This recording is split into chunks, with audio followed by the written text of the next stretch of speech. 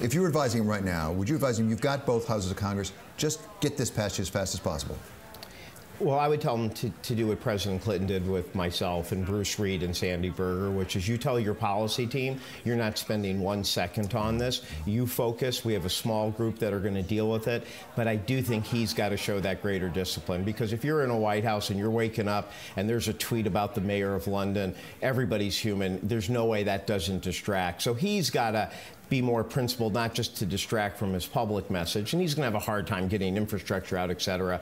But I think he needs to show that they can have a more disciplined White House, and that a few people are dealing with the problems, and the core policy team, strategy, legislative team is just dealing with their legislative task. And that's what President Clinton did. So I would advise him to do that, but he personally has to lead with that discipline from the top.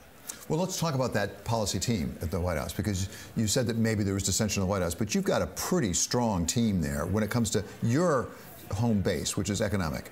You've got Gary Cohn, you've got Wilbur Ross, you've got Steve Mnuchin, who seem to be on the same page very much.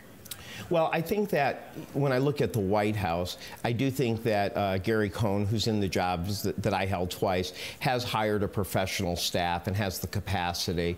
But I think that people in the media, friends I know, say they've never seen things like the fight at the top of the White House, the degree people get on the phone and off the record bash the other most powerful people in the White House. That type of a divide is not something I was dealing with when we had troubles in the Clinton White House.